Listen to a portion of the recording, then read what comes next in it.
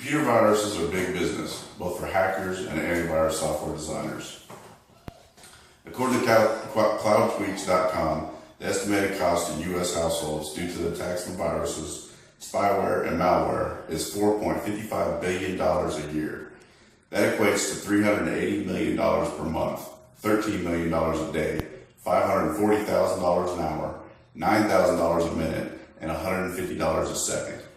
Considering the cost of a new home in the United States is $210,000, the cost incurred due to attacks would buy approximately 22,000 homes a year. The internet has been deemed the information highway because of how easy it is to instantly go anywhere and find just about anything. With the cost of attacks and the frequency in which they occur constantly increasing, antivirus software has become vital to protect yourself from becoming a cyber victim. In March of 1999, the Melissa virus forced Microsoft and a number of other large companies to completely shut down their email systems until the virus could be contained. When I first began taking online courses, I relied heavily on my computers. And before I knew it, they were riddled with virus infections because I was not educated on viruses. During this presentation, I'm going to go through 3 key points on virus attacks. First, I will discuss what viruses are and where they most commonly attack.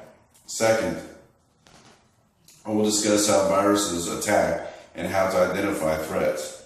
Third, I will discuss steps you can take to protect yourself from virus attacks. So let's get started by learning what a virus is and where they are commonly found.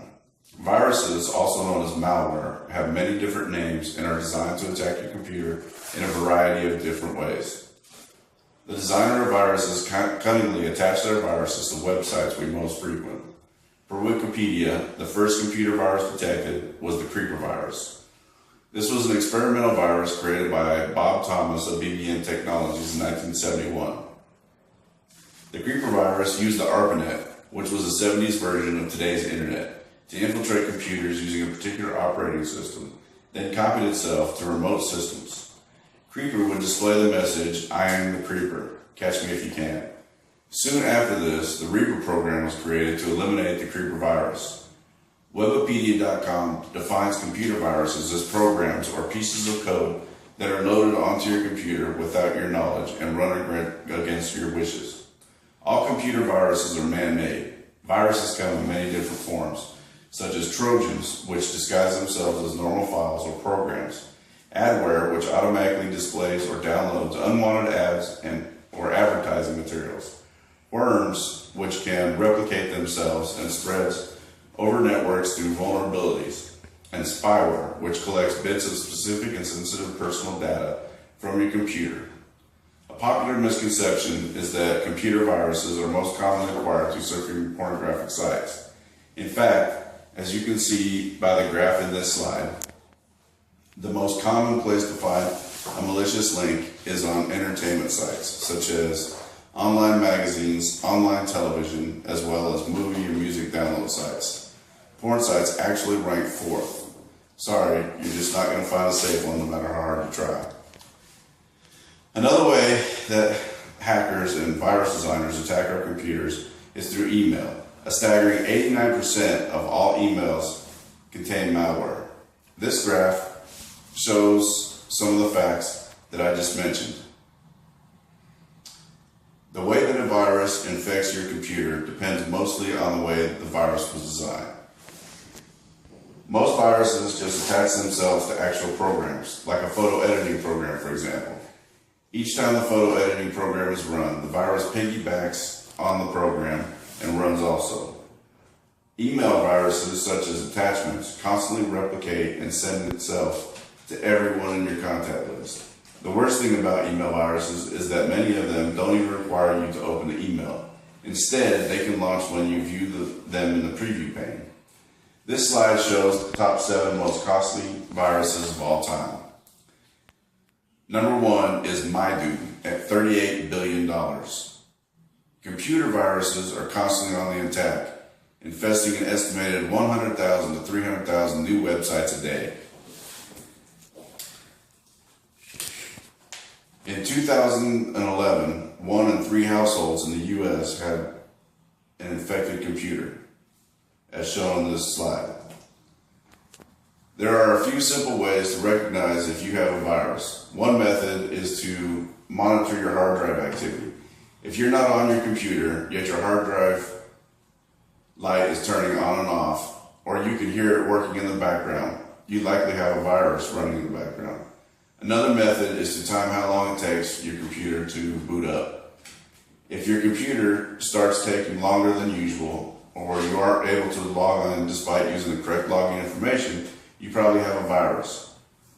Viruses can also take over your modem. So if you see the lights blinking on and off while you are not running any programs, you have a virus transmitting information over the network.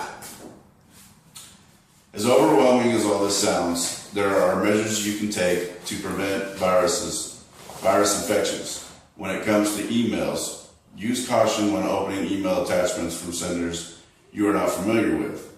Avoid downloading files or programs from sites that you cannot verify as trusted and secure sites. Do not download data files from public share sites like torrents or usernets. The most effective way to prevent virus infections is to install an antivirus program. With the rapidly expanding list of various viruses, the list of antivirus software providers continues to grow as well. Virus designers are constantly redesigning viruses to avoid detection. And to counter this, the antivirus providers periodically reissue updated software. When I shop for antivirus software, I try to find a software company that is constantly monitoring new viruses and offers the widest range of protection. I also opt for a 1-year license, which I recommend due to the head-spinning pace at which antivirus software is introduced. Here's a list of the 2015 antivirus ratings provided by PC Antivirus Reviews. I choose WebRoot, which is not on this list, but I trust them because I've used them for probably 3 years. Let me conclude by reiterating this information. Take the necessary steps to prevent virus infections and the immense costs that come with them. I hope I was able to shed a little bit of light on what viruses are. Monitor your habits and habits of others that have access to your system to make sure you are not inadvertently putting yourself at risk of infection. The threat of virus infection is real. And if you fail to take advantage of the various methods available to preventing infections, you could be faced with a negative credit report, an empty bank account, and a completely useless and expensive doorstop. Thank you.